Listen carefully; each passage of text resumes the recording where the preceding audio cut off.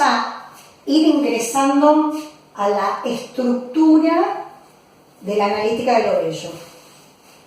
Antes, una aclaración. Recién dijimos que el juicio determinante subsume lo particular en lo universal. Y aclaramos que lo universal está dado en el juicio determinante.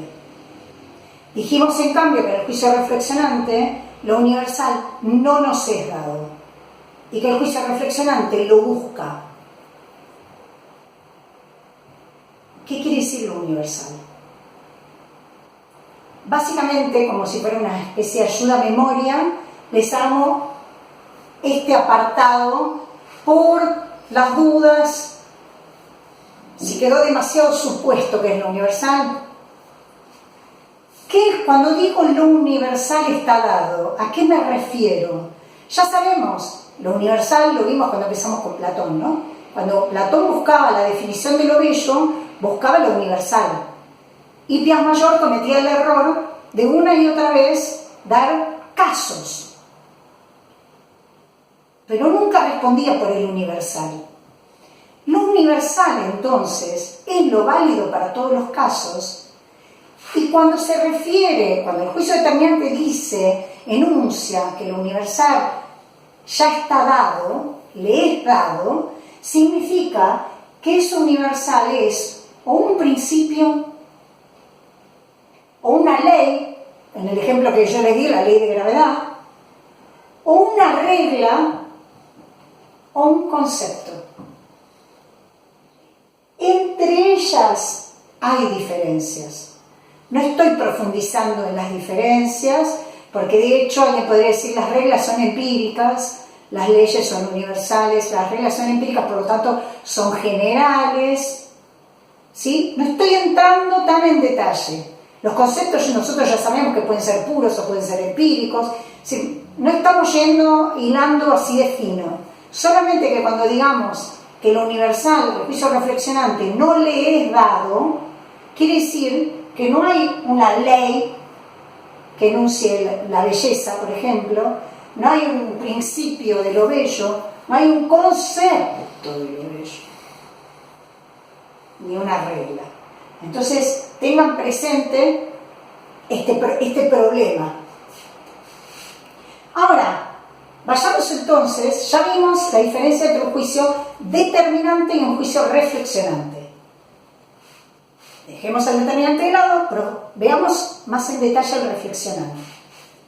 El juicio reflexionante tiene dos formas, una forma subjetiva y una forma objetiva. La forma subjetiva del juicio reflexionante es el juicio estético. Este es nuestro objeto. El juicio estético está fundado en un sentimiento, dice Kant. Esto es muy de a poco. Vayan como ingresando todos estos conceptos. El juicio estético no está mediado por un concepto. Ustedes ya, con lo que dijimos recién, pueden entrar a relacionar. ¿Se acuerdan que lo universal no estaba dado? Entonces, si lo universal no está dado, es un juicio, el reflexionante, en la forma subjetiva, en el juicio estético, en donde no hay mediación de conceptos, de concepto. Su objeto, ¿cuál es? El placer de lo bello. Por eso dije que es un juicio fundado en un sentimiento. Acá apareció el tipo de sentimiento, el placer.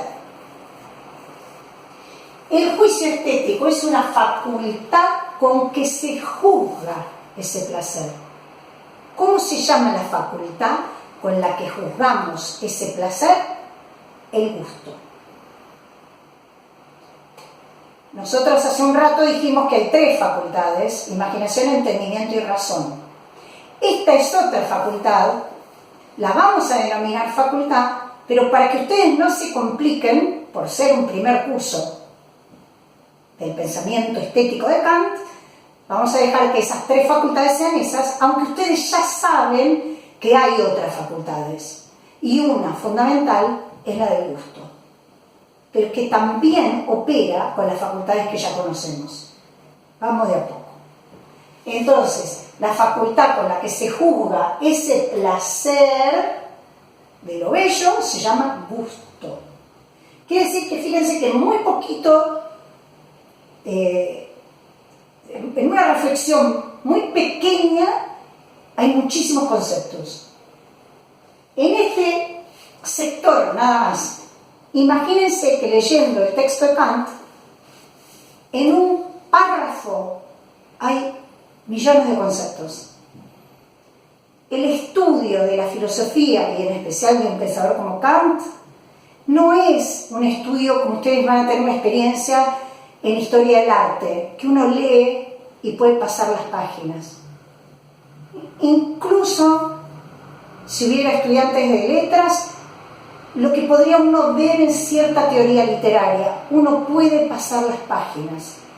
El estudio de la filosofía es demorado. Podés estar una tarde con 2 carillas y quizás todavía no lo entendiste bien.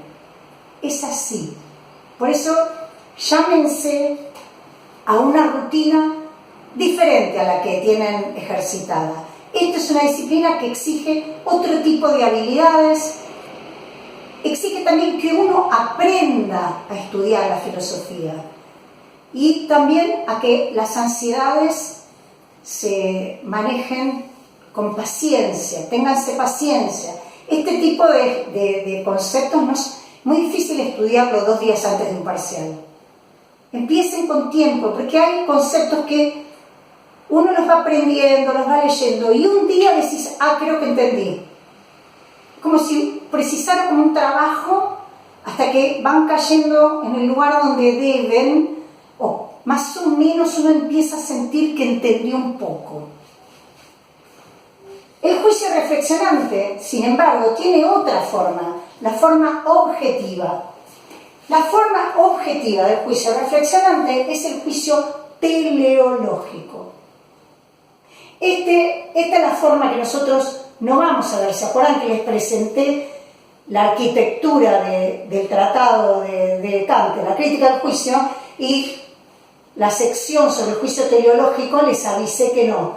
Pero lo importante es que ustedes vean que el juicio reflexionante está operando en toda la crítica del juicio, en la parte que vamos a leer y en la parte que no vamos a leer también, solamente que de modo diferente. El juicio reflexionante, su forma objetiva, es el juicio teleológico y se maneja con la idea de fin. Por eso es teleológico, porque hay un fin. Y el objeto que tiene es estudiar la finalidad de la naturaleza. Hago un breve paréntesis, pero para que empiece a cobrar cierto sentido lo que veníamos diciendo. Es la idea de Kant de que en la naturaleza hay cierto orden, hay cierta regularidad. Vivimos en verano, luego viene el otoño, luego viene el invierno, luego la primavera y luego el verano de nuevo. Y luego viene el verano, pero no nos salteamos directo a la primavera. Viene el verano y luego el otoño y luego... Al día le sucede la noche y luego le sucede el día y luego le sucede la noche. Las fases de la luna. A Kant le gustaba mucho la astronomía, así que él percibe movimientos celestes que estudia, que le llaman la atención. Eso es percibir cierta regularidad. Acuérdense que es una palabra que en su origen y en el adentro de ese término está la regla. Es decir, que hay cierto orden que no se puede apresurar y que es de la naturaleza. Entonces, Kant percibe que en la naturaleza hay cierto orden y armonía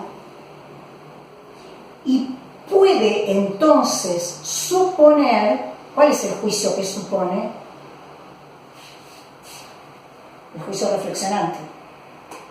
Supone que quizás haya algo o alguien que ordena esa regularidad de la naturaleza.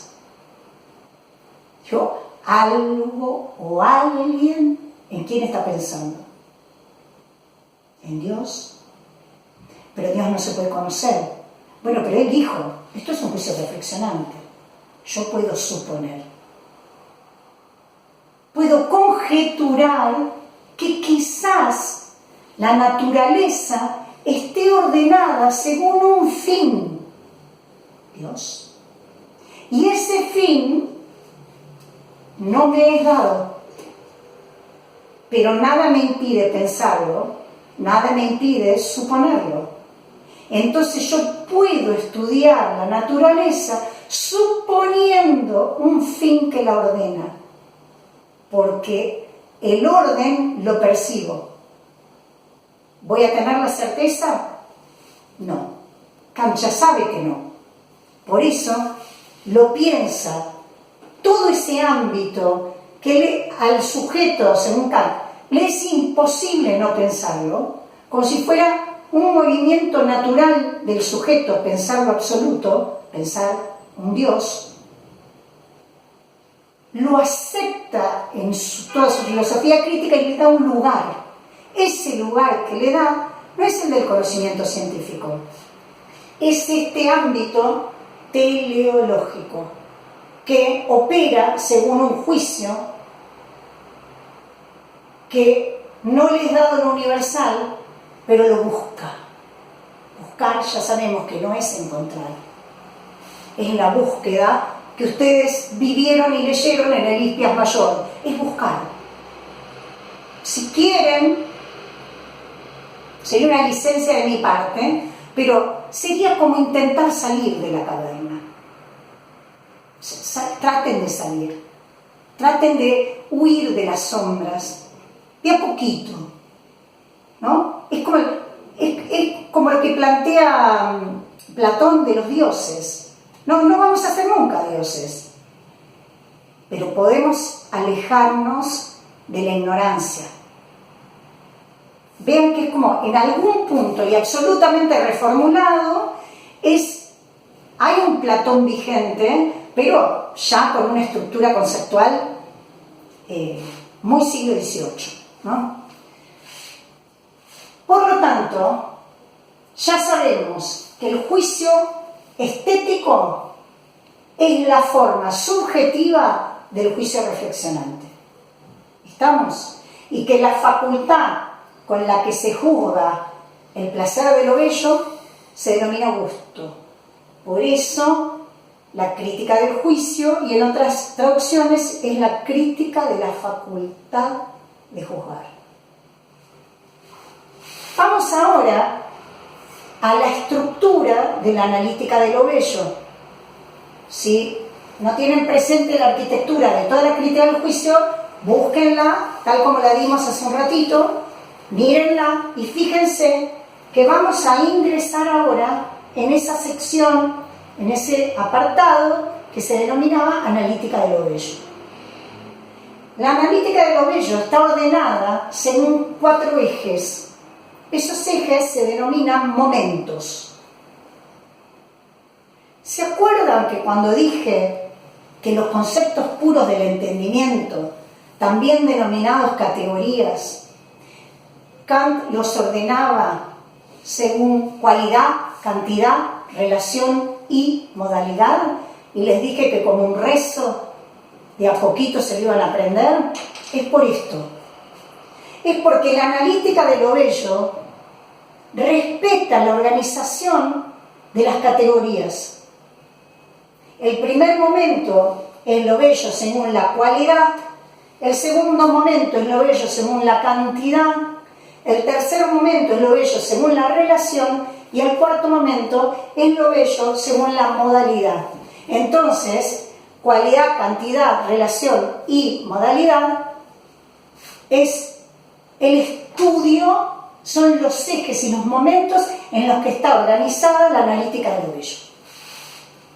¿Cuáles son los temas? Esto a modo de presentación, los temas. En el primer momento, que es el que vamos a empezar hoy, seguramente no lo terminemos hoy. Lo bello según la cualidad, esto es casi como una guía de lectura, digamos, muy breve, ¿no? ¿Cuáles son los temas que vamos a ver? La distinción en este primer momento entre lo bello, lo bueno y lo agradable. Bello, bueno y agradable lleva mucho del primer momento, pero también bastante del segundo, aunque no lo haya nombrado acá. También vamos a ver el desinterés, o bien el carácter de desinteresado del juicio de gusto. ¿Qué significa el desinterés? Y también, ¿por qué es un juicio contemplativo? ¿A qué se refiere la contemplación? ¿Qué significa? Segundo momento, lo bello según la cantidad.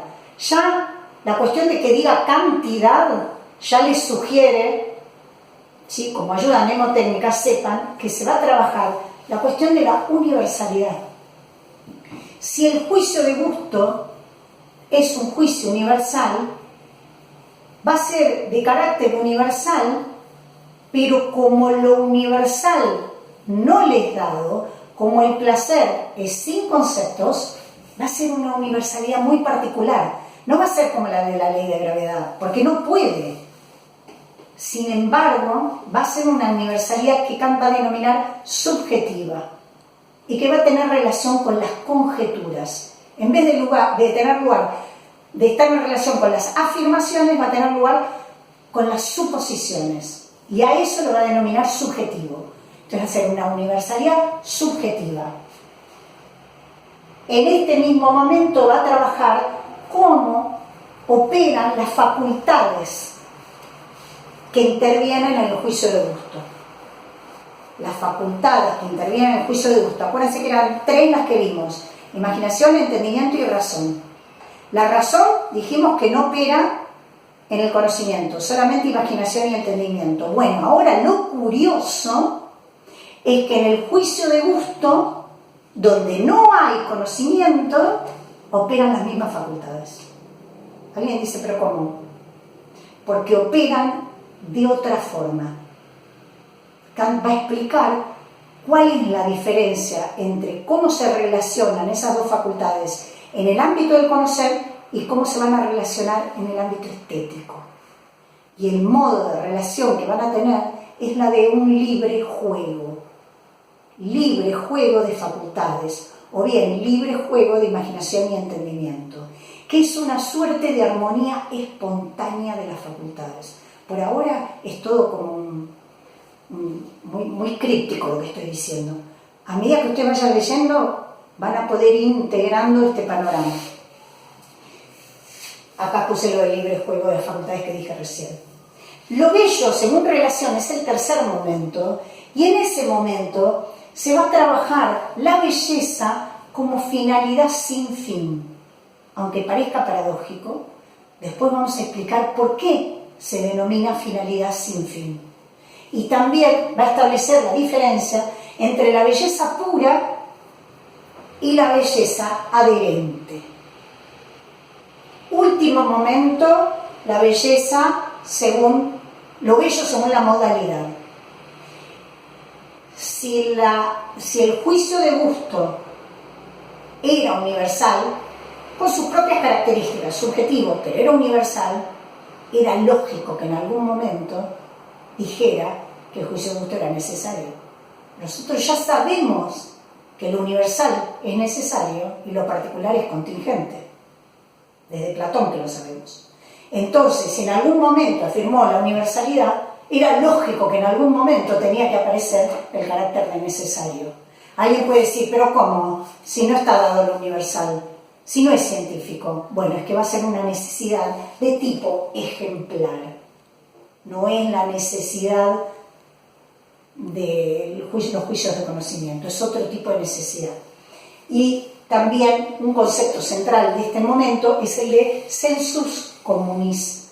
Es un término en latín que se suele traducir como sentido común, aunque algunos autores dicen, y ya vamos a ver por qué, que es más ajustado quizás pensarlo en términos de sentimiento común en vez de sentido. Pero todo eso en un tiempo, falta un tiempo para que lleguemos ahí.